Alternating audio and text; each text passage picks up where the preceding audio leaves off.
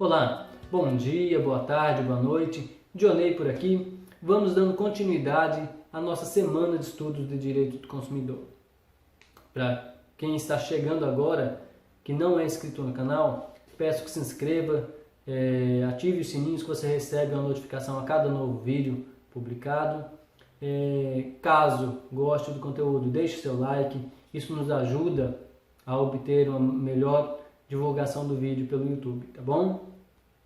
Também, caso você não tenha assistido o nosso primeiro vídeo dessa semana, que foi publicado ontem, vou deixar um cardzinho aqui em cima, é só clicar nele para que você possa vê-lo. Lá falamos sobre a evolução histórica da proteção do consumidor, desde a prática do escambo até passando ali pelos Estados Unidos, na época da Revolução Industrial, nas crises que tivemos aqui no Brasil, inflacionárias, então até chegarmos ao CDC.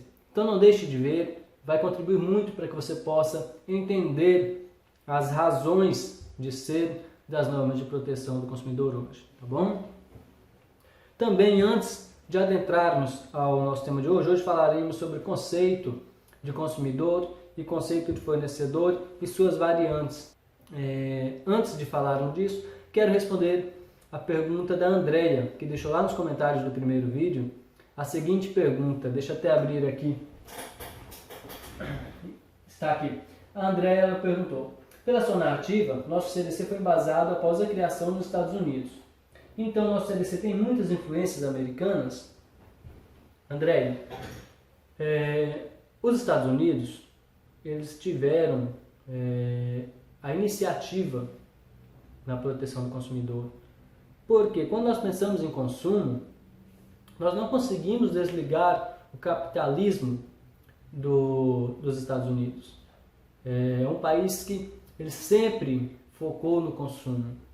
E essa crescente do consumo fez com que surgisse primeiro lá essa necessidade de regulação da relação entre fornecedor e consumidor. Então a influência dos Estados Unidos que eu menciono no vídeo é aquela do incentivo à criação de normas de proteção ao consumidor. Não necessariamente no conteúdo. Hoje, embora haja divergência, entendo que predomina mais a influência europeia do que norte-americana no nosso CDC, tá bom? Nós falaremos dessa influência europeia em outro vídeo ainda dessa semana, sobre a indenização por problemas apresentados na fabricação do produto. Isso vem lá do direito europeu, tá bom?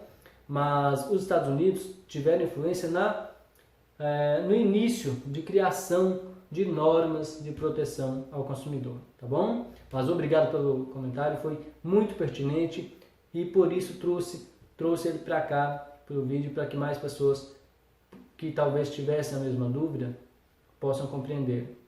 E vocês, caso tenham dúvidas também sobre esse vídeo ou sobre outros, deixem nos comentários que nós vamos inserindo no nosso cronograma para tentar tornar mais dinâmica a nossa semana, tá bom? Pessoal, vamos então adentrar ao nosso tema de hoje. Falaremos sobre o conceito de consumidor e de fornecedor. O conceito básico de consumidor é dado pelo próprio Código de Defesa do Consumidor. O próprio CDC, lá no artigo 2º, conceitua quem é consumidor para efeitos de sua aplicação. Vamos lá? Artigo 2º do CDC vai dispor que consumidor é toda pessoa física ou jurídica que adquire ou utiliza produto ou serviço como destinatário final. Necessário nós destacarmos aqui essa expressão destinatário final. Ela vai justificar uma corrente adotada pelo STJ até pouco tempo, que aplica a teoria finalista para a definição de consumidor. O que é essa teoria finalista? A teoria finalista ela só vai considerar como consumidor, ela só vai permitir a aplicação do CDC para aquele que exaure a função econômica do produto. Ou seja, eu não posso comprar para revender. Caso eu compre para revender, não me enquadro como consumidor e, como consequência, não vai a mim ser aplicada as regras do CDC. A teoria finalista ela foca somente naquele que exaure a função econômica. Por exemplo, supomos que eu compre uma roçadeira, por exemplo. Se eu vou comprar essa roçadeira para meu uso, na minha casa, para limpar o meu quintal, enfim, para uso próprio, não vou utilizá-la como fonte de renda externa, eu sou consumidor final, estou exaurindo a função econômica daquele produto. Mas vamos usar aí, por exemplo, a mesma roçadeira. Se eu compro essa roçadeira para prestar serviços a terceiros, eu não, pela teoria finalista pura e simples, não me enquadraria como consumidor, tá bom? Mas nós vamos ver que houve uma evolução na interpretação do conceito de consumidor. Será objeto também hoje de estudo. Ao contrário da teoria finalista, temos a teoria maximalista. Ela vai encaixar mais pessoas no conceito de consumidor. Ela não vai focar somente no exaurimento da função econômica do produto. Ela vai incluir aqui também o destinatário fático, que embora ele adquira o produto, ele não necessariamente vai exaurir a sua função econômica. Então, naquele exemplo da roçadeira, se eu comprei de um fornecedor tal, não importa se eu vou prestar serviço, se é para meu uso, eu seria consumidor pela teoria maximalista. Ela não importa se eu vou utilizar aquilo ali para prestar serviço. O fato é que eu comprei da empresa tal, sou consumidor. Essa não é a teoria adotada no Brasil, tá bom? A teoria inicialmente adotada pelo STJ era a teoria finalista.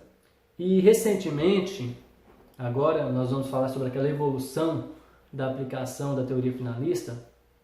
Recentemente o STJ tem aplicado a teoria finalista, o que eles denominam de teoria finalista aprofundada, onde há uma mitigação desse conceito de usuário final. Aqui ele passa a considerar mais a questão da vulnerabilidade. Então, mesmo que não seja quem vai exaurir a função econômica do produto, se analisada, se eu estiver em situação de vulnerabilidade, o Código de Defesa do Consumidor pode ser aplicado. Temos inúmeros julgados do STJ nesse sentido e me parece ser a opção mais adequada. A teoria maximalista ela é ampla demais, ela enquadraria, por exemplo, um comerciante que está revendendo um produto. Então, ela é muito ampla. Já a teoria finalista, pura e simples, ela vai desconsiderar a situação da vulnerabilidade da pessoa. Muitas vezes ele vai prestar serviço, mas ele está vulnerável, como nessa relação com o fornecedor. Compreende? Então, a teoria finalista aprofundada ou mitigada é a que me parece mais adequada e é a que vem sendo adotada pelo Superior Tribunal de Justiça. Tá bom? Então, já conseguimos identificar quem é consumidor, para quem se aplica o CDC. E durante essa semana nós vamos ver que a aplicação do CDC, principalmente no âmbito judicial, é muito benéfica para a parte. Ela traz alguns benefícios, que nós vamos falar sobre eles especificamente, como inversão do ônus da prova, repetição de indébito, tudo isso nós vamos falar. Vamos falar sobre responsabilidade objetiva, trazida também pelo CPC, porque a regra lá do artigo 186 do Código Civil é a responsabilidade subjetiva, que depende da existência de culpa. Aqui no CDC, em alguns casos, vai independer de culpa, responsabilidade objetiva, tá bom? Mas isso nós falaremos ainda essa semana, só que em outro vídeo. Vamos passar então a analisar a situação lá do artigo 29 do CDC, que fala dos consumidores por equiparação. Pessoal, o artigo 29 tem a seguinte redação: para fins deste capítulo e do seguinte, grifo aí, para fins deste capítulo e do seguinte, equiparam-se aos consumidores todas as pessoas determináveis ou não, expostas às práticas nele previstas. Então, o que nós temos que observar no artigo 29? Primeiro, que ele fala que esse artigo se aplica para aquele capítulo e para o seguinte, ou seja, não vai se aplicar para todas as normas do Código, tá bom? Por exemplo, artigo 12, artigo 18, que é muito utilizado, em tese, por si só, não estão abrangidos pelo artigo 29.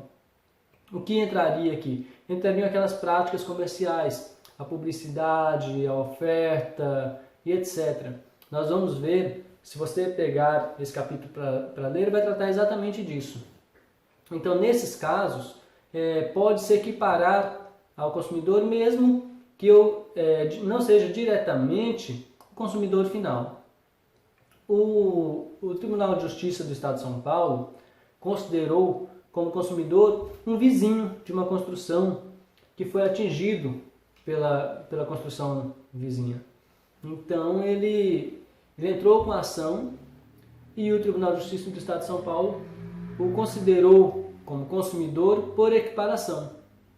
Então, nós temos que ter em mente sempre que o artigo 29 vai se aplicar àquelas práticas previstas naquele capítulo no seguinte, tá bom? Nós falaremos dessas práticas, nos vídeos seguintes. Mas não esqueçam, ele não vai se aplicar a todo o código, senão nós vamos pegar aí quase todo mundo entrando, se enquadrando como consumidor, certo? Vamos adiante então. Vamos falar um pouquinho agora sobre o conceito de fornecedor, que tem bem menos discussão do que o conceito de consumidor, mas ainda assim merece atenção. Segundo o CDC, o conceito também é previsto em lei, está lá no artigo 3º do CDC, que assim vai dispor. Artigo 3º. Fornecedor é toda pessoa física ou jurídica, pública ou privada, nacional ou estrangeira, bem como os entes despersonalizados que desenvolvem atividade de produção, montagem, criação, construção, transformação, importação, exportação, distribuição ou comercialização de produtos ou prestação de serviços. Certo? Esse é o conceito legal de fornecedor, está lá no artigo 3º do CDC. Mas, nesse conceito, nós temos que fazer algumas considerações. Primeiro, conforme texto expresso, para mim me enquadrar como fornecedor, eu não preciso ser uma empresa. Eu posso, como pessoa física, acabar sofrendo as consequências da aplicação do CDC. Basta que eu me enquadre nos demais requisitos. Nós vamos ver que existem alguns requisitos para mim ser considerado como fornecedor. Então, posso ser pessoa física ou pessoa jurídica, tanto de direito privado como de direito público. O CDC também se aplica na relação com a fazenda pública. Por exemplo, se você é mal atendido em um hospital público, por exemplo, você vai ser protegido pelo CDC. Em regra, sim. É claro que tem que se analisar o caso concreto para ver se estão satisfeitos os requisitos como consumidor, mas, a princípio, você está protegido pelo CDC também quando envolve a fazenda pública. Pessoal, com relação ao fornecedor, o que nós temos que ter em mente? Se é pessoa jurídica, a jurisprudência vem exigindo, para que ele se enquadre como fornecedor, que haja habitualidade naquela atividade. Então, eles exigem que você tenha habitualidade. Por exemplo, se eu tinha um carro aqui, troquei com uma outra pessoa. Mas isso foi um caso eventual, foi uma troca. Eu não vou, a princípio, estar me enquadrando no conceito de fornecedor. Neste caso, eu iria lá para o Código Civil, para a responsabilidade subjetiva, para ser analisada a questão da culpa. Agora, se eu tenho a habitualidade, compro um carro, troco, compro um carro, troco, compro um carro, troco, eu posso aí então passar a imagem de que eu sou fornecedor. Então, que eu me enquadro nesse conceito de fornecedor, certo? Bom, vamos adiante. Pessoal, fornecedor, nós temos aí 3 classificações importantes que nós precisamos saber. Primeiro, nós temos o fornecedor real, que é o fabricante, o construtor, o produtor, esse é o fornecedor real. Temos o fornecedor aparente, que é aquele que nem sempre participa da produção do bem, mas ele ostenta sua marca. Daí nós aplicamos a teoria da aparência. Mesmo que eu não seja o produtor, eu estou com a minha marca ali, eu vou me enquadrar como fornecedor. Por exemplo, uma empresa que cria CNPJs diferentes, mas ostenta a mesma fachada e vende o mesmo produto. Por mais que nem todos os CNPJs estejam ali envolvidos na produção do produto, aplica-se aí a teoria da aparência. Ele vai ser considerado fornecedor com base no conceito de fornecedor aparente, tá bom? E por fim, temos o fornecedor presumido, que neste caso é o importador.